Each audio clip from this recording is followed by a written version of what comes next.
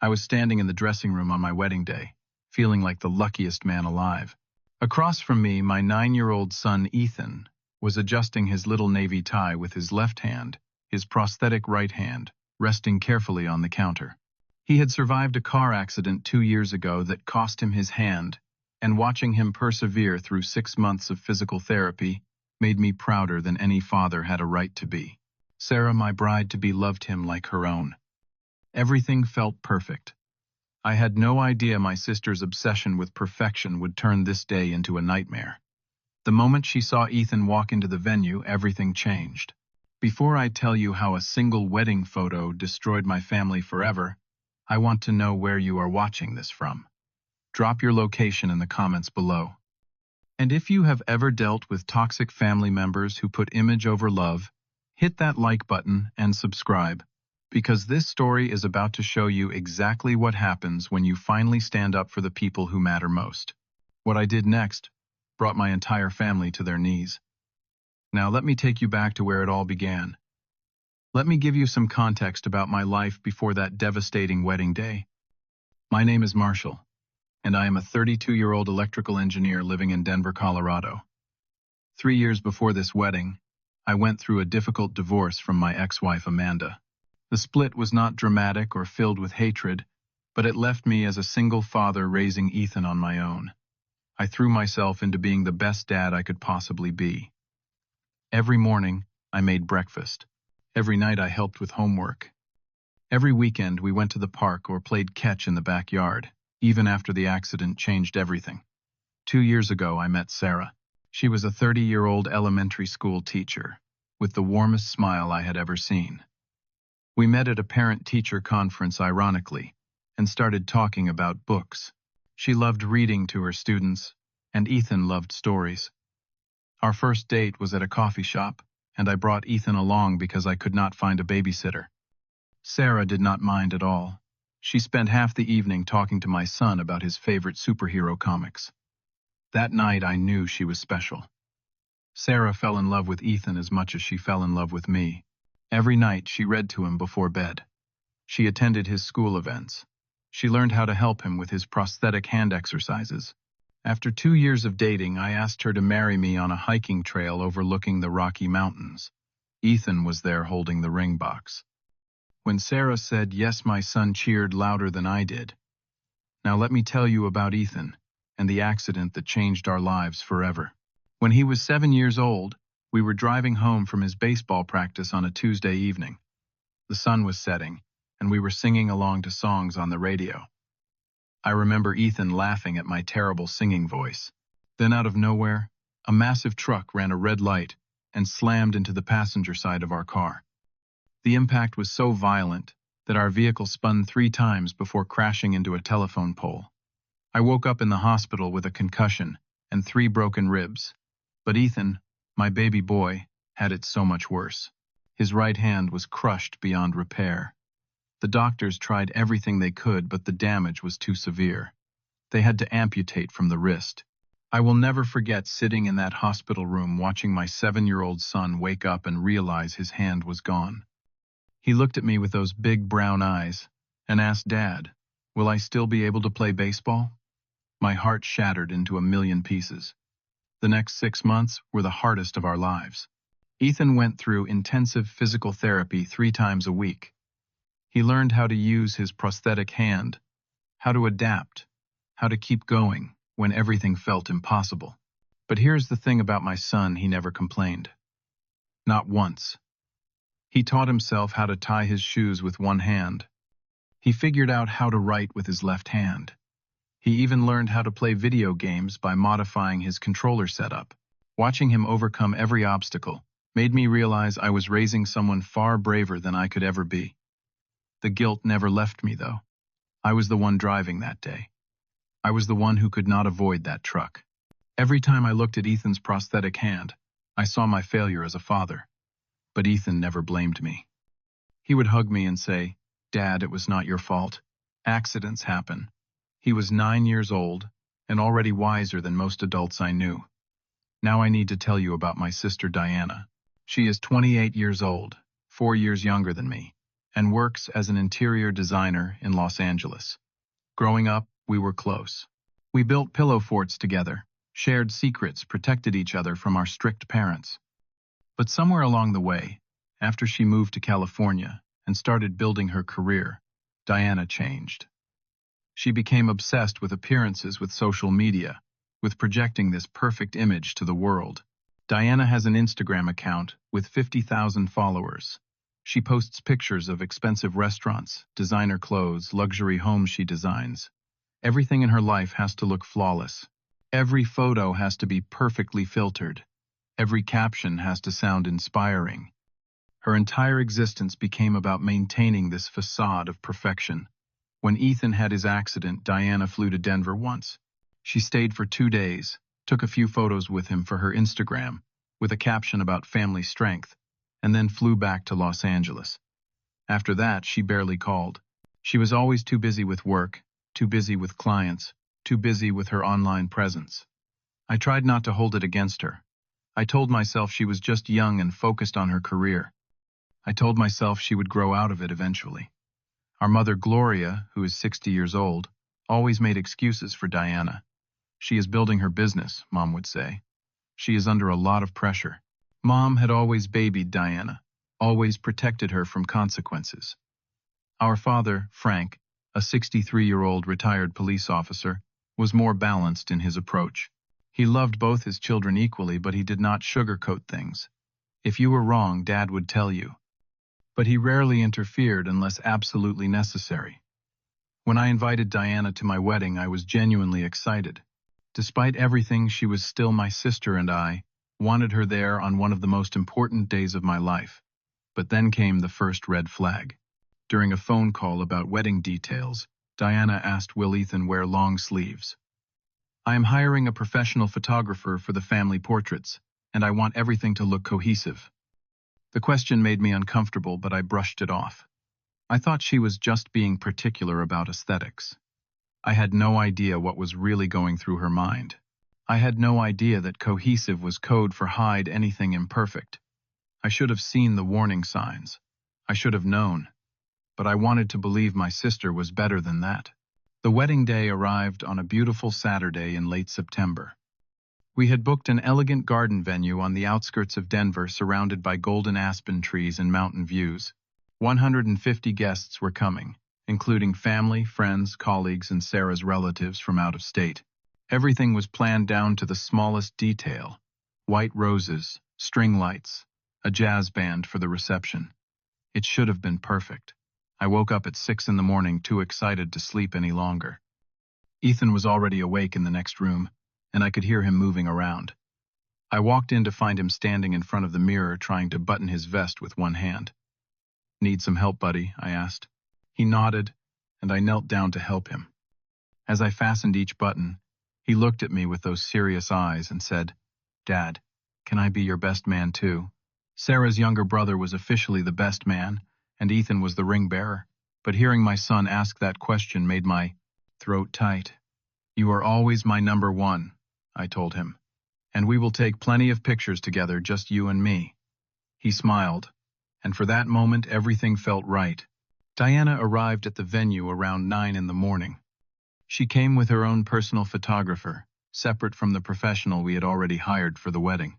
This should have been another red flag, but I was too busy coordinating last-minute details to think much of it. Diana looked stressed, constantly checking her phone, barking orders at venue staff about lighting and angles. My mother, Gloria, followed her around like an assistant, helping arrange flowers and decorations exactly how Diana wanted them. By 11 in the morning, guests started arriving. The venue buzzed with excitement and laughter. I was in the groom's suite with my groomsmen when Diana knocked on the door. "Marshall, I need to talk to you about the photos," she said, pulling me into the hallway. My stomach tightened. "What about them?" I asked. Diana glanced around to make sure no one was listening, then lowered her voice. "I think it would be better if Ethan stays in the background during the family portraits. You know my photographer charges $3,000, and I want everything to look well, cohesive." There was that word again. Cohesive. I felt my blood pressure rising. "Diana, he is my son. He will be in every family photo. She sighed, clearly frustrated that I was not understanding her vision. I am not saying he cannot be there. Just maybe not front and center. Or he could wear gloves. I brought an extra pair just in case. She actually pulled out a pair of white, formal gloves from her purse. I stared at them like they were venomous snakes. I was about to lose my temper completely when Sarah appeared around the corner. She took one look at my face and immediately understood something was wrong. "Marshall, can I borrow you for a second?" she asked sweetly. She pulled me away before I could say something I would regret. Once we were alone, Sarah squeezed my hand. "Do not let her ruin our day," she whispered. "We will deal with it later." I nodded, but the sense of dread sat heavy in my chest. The ceremony started at 1 in the afternoon. It was beautiful. Sarah walked down the aisle in a stunning white dress, and I cried like a baby. Ethan stood beside me the entire time, holding the wedding rings in a small velvet pouch in his vest pocket. When it came time to exchange rings, he handed them to me with such pride. The look on his face, so happy and important, is an image I will carry forever. We said our vows, we kissed, and everyone cheered. For those 30 minutes, everything was absolutely perfect. After the ceremony, the photographer we hired began taking family portraits. Standard stuff. Bride and groom, immediate family, extended family wedding party.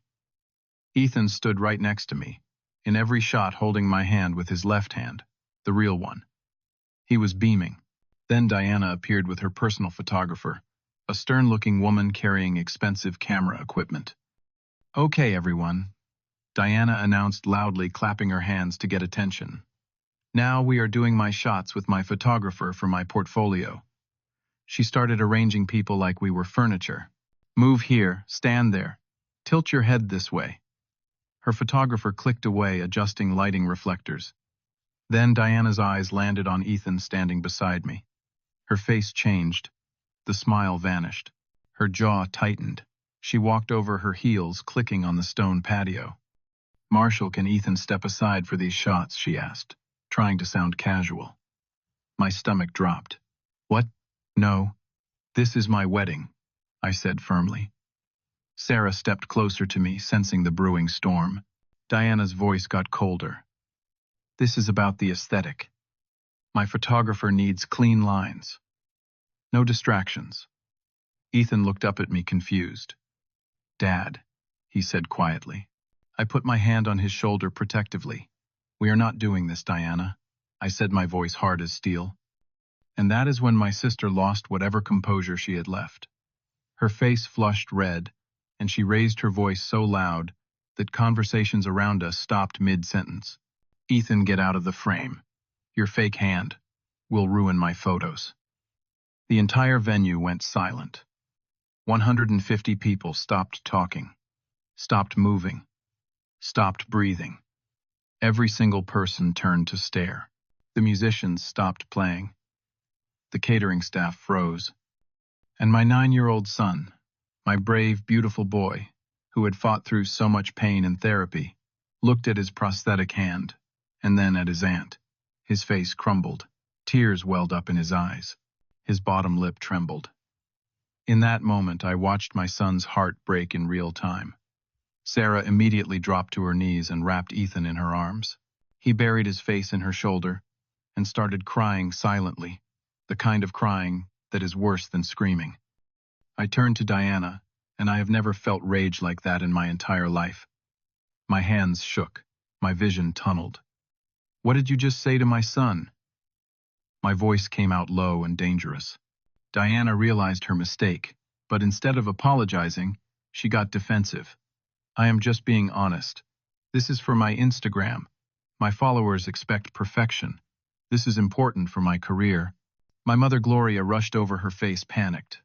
"Marshall, calm down. Diana did not mean it that way. She is just stressed. Stressed. My sister just called my son's prosthetic hand fake, told him to get out, humiliated him in front of everyone we knew, and my mother wanted me to calm down because Diana was stressed." My father Frank stood a few feet away, his face pale, saying nothing. "Get out," I said to Diana. My voice was shaking. "Get out of my wedding. Now." Diana's eyes widened. "You are overreacting," I spent $2,000 on this dress. I do not care if you spent $20,000, I said. You just called my son's prosthetic hand fake and told him to get out. Leave. Before I call security. Diana started crying, mascara running down her face. You are ruining everything, she shouted. No, I said quietly. You already did that. Diana grabbed her purse and stormed toward the parking lot, her photographer hurrying after her. Gloria followed, shooting me a look of deep disappointment, like I was the villain in this story. My father remained frozen, staring at the ground. And Ethan, my precious son, was still crying in Sarah's arms, repeating over and over, I am sorry. I am sorry. I am sorry. He was apologizing for existing, for having a prosthetic hand, for being himself. That is what my sister had done to him. Sarah and I brought Ethan back to the bridal suite, away from the staring guests. The reception was supposed to start in an hour, but none of that mattered anymore. Ethan sat on the couch, staring at his prosthetic hand like it was something alien and shameful. He would not look at us. Sarah sat beside him, gently rubbing his back. I paced the room, trying to control the anger coursing through my veins. We need to do something, Sarah whispered to me. This cannot just pass. He will carry this forever if we do not make it right. I knew she was correct, but I did not know what to do. How do you fix something like this? There was a soft knock on the door. My father, Frank, walked in, his face heavy with shame. Son, I am sorry, he said quietly. What Diana did was unforgivable. I crossed my arms. Where is Mom? Frank sighed. She is with Diana in the parking lot, still making excuses. Of course she was. Frank walked over to Ethan and sat down on the couch. Buddy, he said gently, can you look at Grandpa? Ethan slowly raised his head. His eyes were red and puffy. Your hand does not define you, Frank said, his voice cracking with emotion. You are the bravest kid I know, braver than I ever was as a cop, braver than anyone in this family. Ethan's lip trembled. Grandpa, am I ugly? He asked in the smallest voice. My father's eyes filled with tears. No, Ethan, you are perfect, and anyone who cannot see that is blind. Frank hugged my son tightly, and I had to turn away because I was about to lose it completely. The reception happened, but it felt hollow. Guests were uncomfortable. Many people left early. Everyone had witnessed the scene, and whispers followed us everywhere. Sarah and I tried to smile, tried to dance, tried to pretend everything was fine, but Ethan would not leave the bridal suite. He stayed with my father the entire evening, refusing to come out. That night, after everything ended, Sarah and I checked into a hotel with Ethan. We had planned to stay at a luxury resort for our wedding night, but instead we got a regular room with 2 beds so Ethan could be with us. He fell asleep between us, holding onto Sarah's hand, with his left hand, his prosthetic, resting on his chest. I could not sleep. I lay there in the dark, listening to Ethan's breathing, replaying the day over and over. The look on his face when Diana screamed at him. The way he apologized for existing. The way my mother defended the indefensible. And then, as I scrolled through my phone aimlessly, I remembered something. 6 months ago, Diana had called me drunk at 2 a.m. She was crying and rambling about a business deal gone wrong. She told me she had designed the interior of a mansion for a famous actor, someone with serious money and connections. But then she confessed something else. She had borrowed $25,000 from a family trust fund to invest in cryptocurrency, planning to double the money and pay it back before anyone noticed. The investment crashed. She lost everything. Diana had panicked, desperate to cover the missing money before our parents found out. So she started stealing materials from her celebrity client's project. Expensive marble slabs, custom light fixtures, designer furniture. She would mark them as damaged or returned on the invoices, then sell them through underground contacts. She made me promise not to tell anyone, especially our parents.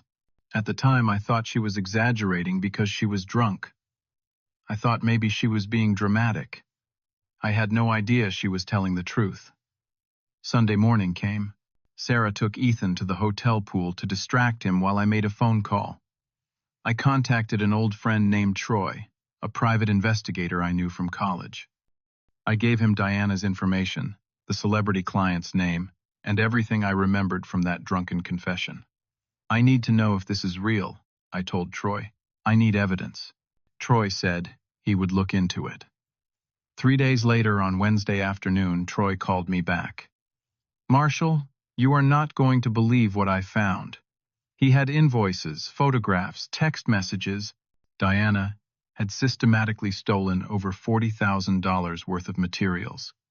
She listed them as damaged goods, but they were actually being sold on the side. This is serious, Troy said. If the client finds out, your sister could face criminal charges, maybe even jail time. I sat in my car in the parking lot of my office, staring at the evidence Troy had emailed me. Part of me felt sick. This was my sister. But another part of me, the part that kept seeing Ethan's devastated face, felt something else. Resolve. For 2 days, I wrestled with what to do. Sarah noticed I was distracted. What is going on? She asked Thursday night. I told her everything. She listened carefully, then said, I support whatever you decide. But Ethan cried himself to sleep again last night. He asked me if we could move to a different state so no one would know about his hand. That was it. That was the moment I made my decision. Friday evening, I sat down in my home office and made a phone call. I called my mother's cell phone and asked her to put it on speaker with my father present. Mom, Dad, I need to tell you something about Diana, I said. My mother's voice was cold. Marshall, if this is about the wedding, Diana already apologized to me. You are being overly dramatic. I took a deep breath. This is not about the wedding. This is about Diana stealing $40,000 worth of materials from her client. Silence. Complete silence. Then my father's voice, low and serious. What are you talking about? I explained everything. The trust fund money, the cryptocurrency loss, the systematic theft. I told them I had evidence, detailed invoices, photos of the stolen materials, text message conversations.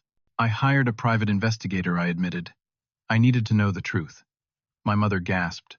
You hired someone to spy on your own sister. Her voice was full of accusations, like I was the criminal. I needed proof, I said simply. And now I have it. Why are you telling us this? My father asked carefully. I could hear the shift in his tone. He knew where this was going. Because Diana is going to issue a public apology to Ethan on her Instagram, I said. A real one. She is going to admit what she said was cruel and wrong. And she is going to start therapy. Real therapy. Not some life coach nonsense. My mother sputtered. Or what, Marshall? What are you going to do? I let the silence hang for a moment. Or I send this evidence to her client and Diana loses everything. Her career, her reputation, possibly her freedom. Criminal charges for theft and fraud are not pretty. My mother started crying. You would not do that to your own sister, Mom. I said, my voice steady. She called my 9-year-old son's prosthetic hand fake. She told him to get out, at my wedding, in front of 150 people. She humiliated a child who has already been through hell. Yes, I absolutely would. My father's voice cut through. He is right, Gloria. Diana crossed a line. She needs to face real consequences for once in her life, my mother sobbed. But she is your sister. Family protects family. And Ethan is my son, I said. My son who lost his hand in an accident I could not prevent. My son who fought through 6 months of painful therapy. My son who Diana destroyed in 10 seconds because she cared more about Instagram likes than his feelings. So yes, Mom. I choose my son over my sister. Every single time. 2 hours later, my phone rang. Diana. She was crying so hard I could barely understand her. Please, do not send that evidence, she begged. I will lose everything. The client will sue me. I could go to jail. Please, Marshall. I did not feel triumphant. I did not feel powerful. I just felt tired. Post the apology tonight, I said. A real one. 4 minutes minimum. You tell the truth about what you said and why it was wrong. And you book a therapy appointment by Monday morning, or I send everything to your client on Monday afternoon. Diana was sobbing. I will do it. I will do anything. I am so sorry. I do not know what happened to me. That night, Diana posted a video on her Instagram. It was 4 minutes and 37 seconds long. No filter, no perfect lighting. Just her sitting in her apartment, mascara streaked down her face, admitting what she had done. She named Ethan. She explained what she said at the wedding. She called herself cruel and superficial. She apologized directly to him, looking into the camera like she was looking at my son. I was so obsessed with my image that I forgot what actually matters, she said through tears. I hurt a child. A brave, wonderful child. And I will spend the rest of my life trying to make that right. The video went viral. 200,000 views in the first hour. 3 million by the next morning. Comments flooded in. Most people supported Ethan and condemned Diana's original behavior. Some of her followers unfollowed her immediately. But surprisingly, many others left comments about how much courage it took to admit such a horrible mistake publicly. Diana's phone exploded with messages. News outlets reached out for interviews. She declined them all. I watched the video 3 times looking for signs of manipulation or insincerity. But all I saw was a broken woman who finally realized what she had become. 2 weeks passed. Diana started therapy twice a week with a licensed psychologist who specialized in social media addiction and narcissistic behavior patterns. She was diagnosed with both. Her therapist recommended she take a 6-month break from Instagram to focus on genuine human connection instead of curated content. Diana agreed. She deleted the app from her phone. She stopped posting. Her followers started to forget about her, and for the first time in years, she said she felt relieved. One Saturday afternoon, Diana called me. Her voice was small and nervous. "Marshall, I know I do not deserve to ask this, but could I see Ethan? I want to apologize to him in person. Not for me, for him. So he knows I mean it." I hesitated. Sarah was listening on speaker and she nodded slowly. "Okay," I said. "But if he does not want to see you, we are leaving immediately." Diana agreed. She came to our house that afternoon. Ethan saw her car pull up and immediately tried to hide his prosthetic hand behind his back. Sarah knelt down. "You do not have to hide, sweetheart. Not ever." Diana knocked on the door and I answered. She looked different. No makeup. Hair in a simple ponytail.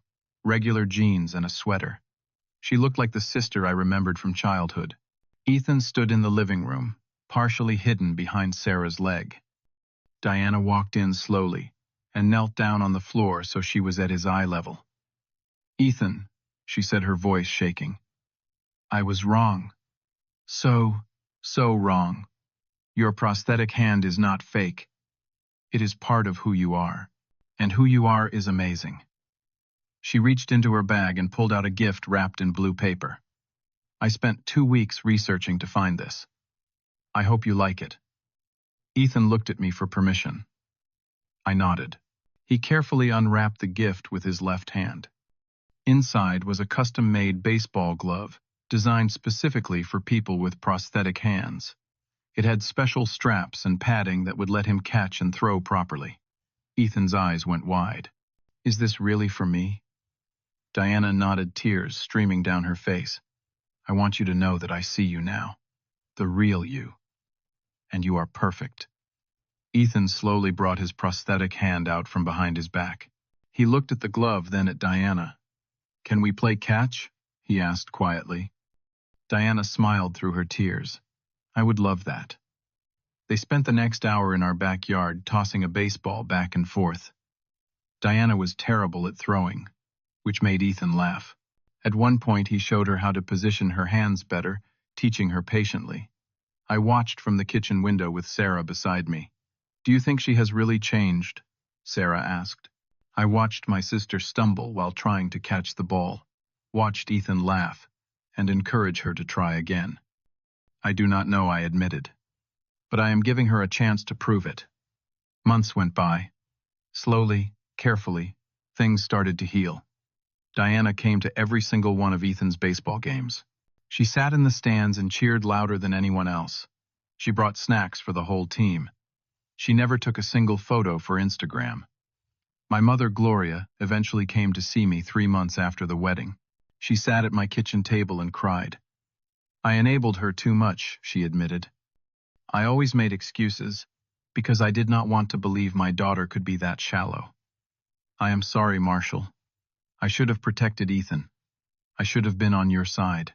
It was not a perfect apology, but it was a start. My father became closer to Ethan than ever before.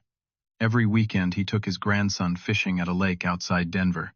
They would wake up at 5 in the morning and spend the whole day on the water. Ethan learned how to bait a hook with one hand, how to cast a line, how to reel in a catch. He came home sunburned and happy, telling Sarah and me stories about the fish that got away. Frank never mentioned Diana unless Ethan brought her up first.